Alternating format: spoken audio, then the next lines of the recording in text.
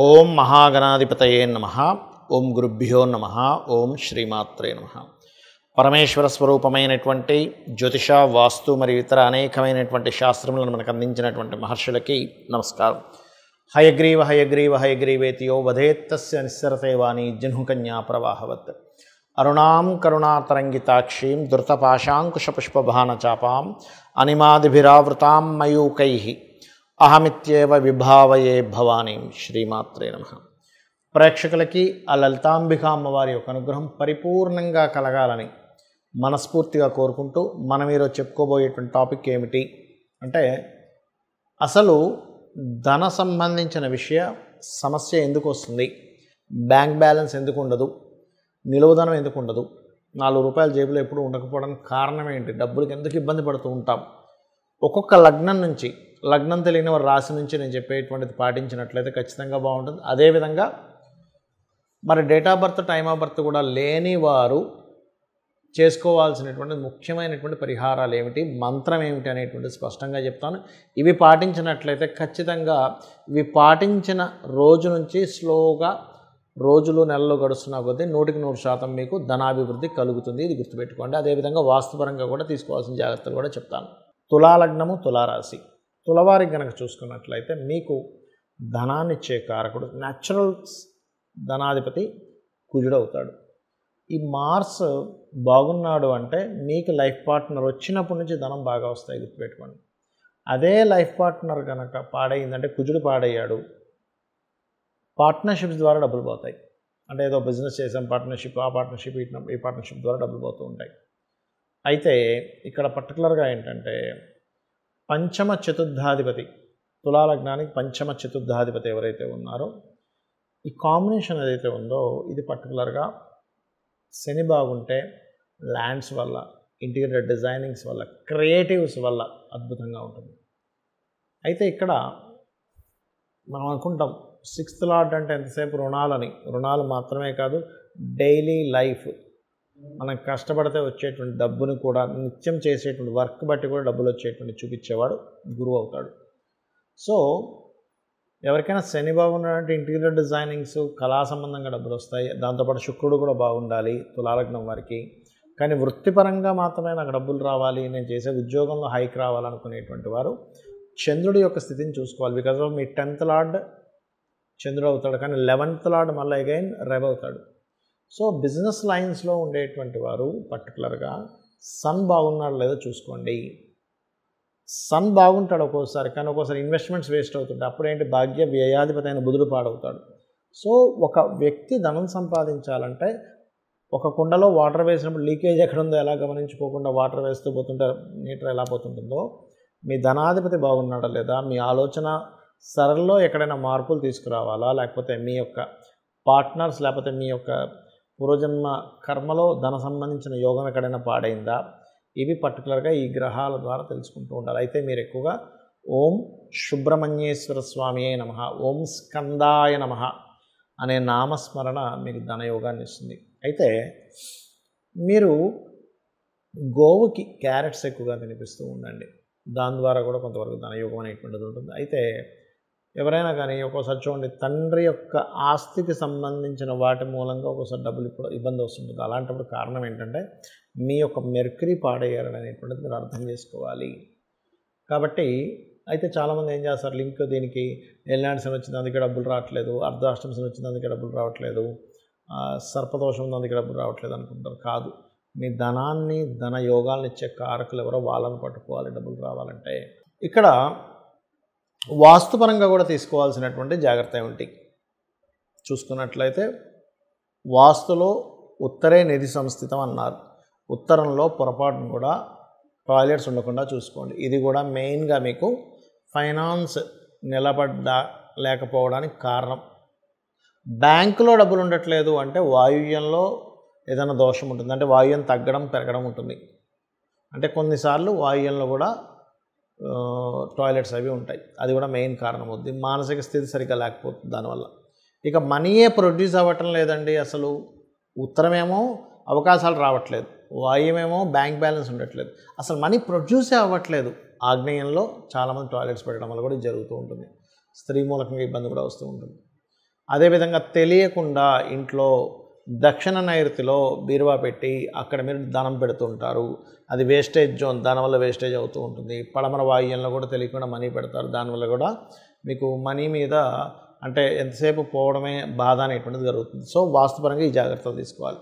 ఇక మరొక విషయం ఏంటంటే, ఇక్కడ నాకు జన్మజాతకం లేదు, ఏమీ లేదు, కానీ విపరీతమైనటువంటి ధన ఇబ్బంది పడుతున్నాను అనుకునేటువంటి వారు, ఒకటి ఓం ధనాధ్యక్ష ధర్మాధ్యక్ష ధనధాన్య వివర్ధనీయ నమః, ఒకటి ఓం సంపత్కరీ సమారూఢ సింధుర వ్రజసేవితాయే నమః, ఈ రెండు చేసుకోవచ్చు.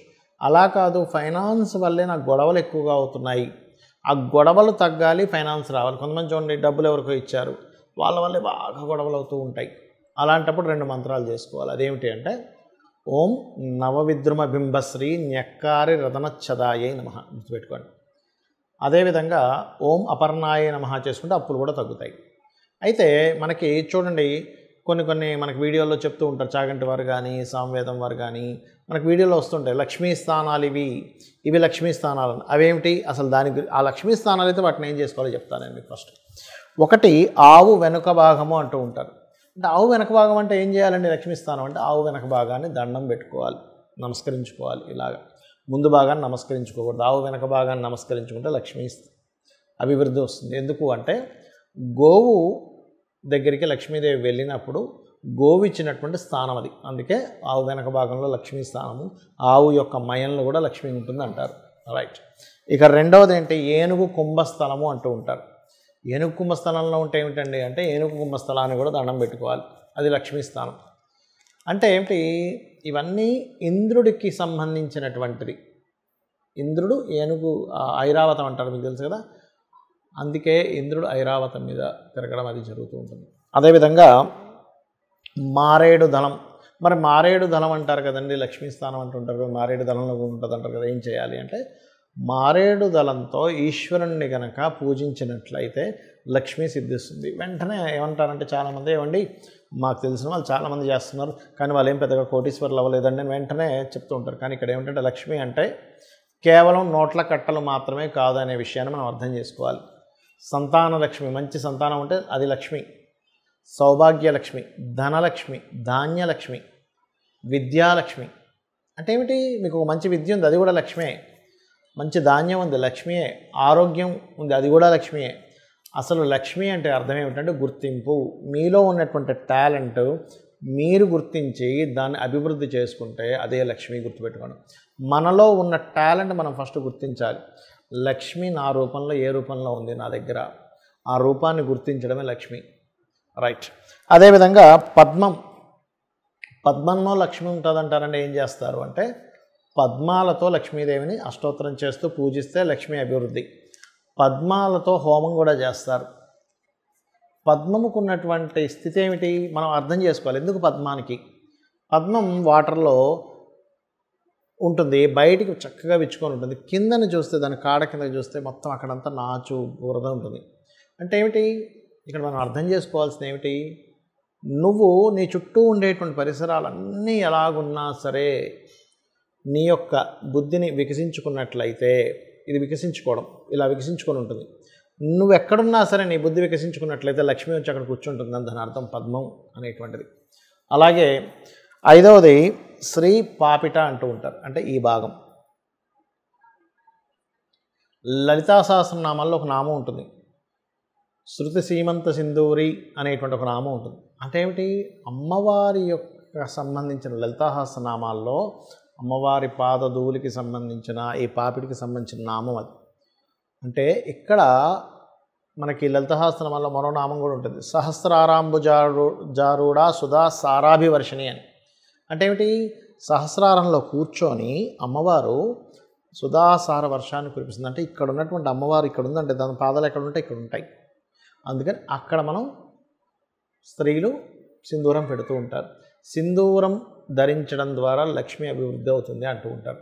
ఏమిటండి దానికి ఏమిటండి లక్ష్మీ అభివృద్ధి అవ్వడము అంటే, లక్ష్మి అంటే ఆరోగ్యం అని కూడా మనం చెప్పుకున్నాం. మనము మన చుట్టూ ఉన్న ఆరాతో లోపల ఉండేటువంటి నాడి ఏదైతే ఉంటుందో నాళ్ళు ఉంటాయి, దాని ద్వారా కూడా లక్ష్మీ సంబంధం ఉంటుంది. ఎట్లాగా మనకి హెల్త్ బాగాలేదు, లక్ష్మీ పోయింది. ఆరోగ్యమే కదండి అన్నిటికంటే ముఖ్యం. ఎంత డబ్బున్నా హెల్త్ బాగాలేదు అనుకోండి ఏమంటారు, డబ్బులు లేకపోయినా పర్లేదు కానీ ఆరోగ్యం బాగుండాలని అంటాం. ఈ సుధాసార వర్షాన్ని ఎప్పుడైతే ఆవిడ కురిపిస్తుందో 72,000 నాళ్ళు తడుస్తున్నాయో మన ఆరోగ్యము, మన సౌభాగ్యం అన్నీ కూడా ఆవిడ అనుగ్రహంతో నిండుతున్నాయన్నమాట. దానికి ఆవిడ కృతజ్ఞతగా ఇక్కడ పెడతాము. ఇక్కడ ఎప్పుడైతే ప్రెస్ చేస్తుంటారో కొన్ని మనకి సనాతన ధర్మంలో ఏంటంటే ఇది థర్డ్ ఐ అంటారు, ఇక్కడ ఆజ్ఞాచక్రం ఉంటుంది అంటారు. అలాగే ఇక్కడ సహస్రారం సంబంధించినటువంటిది ఉంటుంది. కాబట్టి ఇక్కడ ఇలా ఎప్పుడైతే సింధూరంతో చేస్తుంటామో ఇలాగా స్త్రీలకి ప్రత్యేకంగా పాపిట మధ్యలో అది గొప్ప యోగంగా మారుతుంది. అదే కాకుండా భర్త ఆయుష్ని పెంచుతూ ఉంటుందని చెప్తూ ఉంటారు. భర్త కూడా లక్ష్మీ కదండి, వాళ్ళకి భార్యకి భర్త లక్ష్మి, భర్తకి భార్య లక్ష్మీ స్వరూపము. అంటే లక్ష్మి అంటే ఇక్కడ కేవలం డబ్బులో ఒక స్త్రీమూర్తిలో చూడడం కాదు, క్షేమం కలిగించేది, గుర్తింపునిచ్చేది లక్ష్మి అని అర్థం. ఒక గుర్తింపు స్త్రీకి కానీ పురుషుడికి కానీ వాళ్ళ పార్ట్నర్ ఒక గుర్తింపు. ఈ రకంగా ఇవి చేసుకుంటూ నేను చెప్పినటువంటిది ఒక్కొక్క లగ్నానికి ఏదైతే చెప్పానో ఇవి చేస్తూ మీరు లక్ష్మీ అనుగ్రహం పరిపూర్ణంగా పొందాలని మనస్ఫూర్తిగా కోరుకుంటూ శ్రీమాత్రే నమః.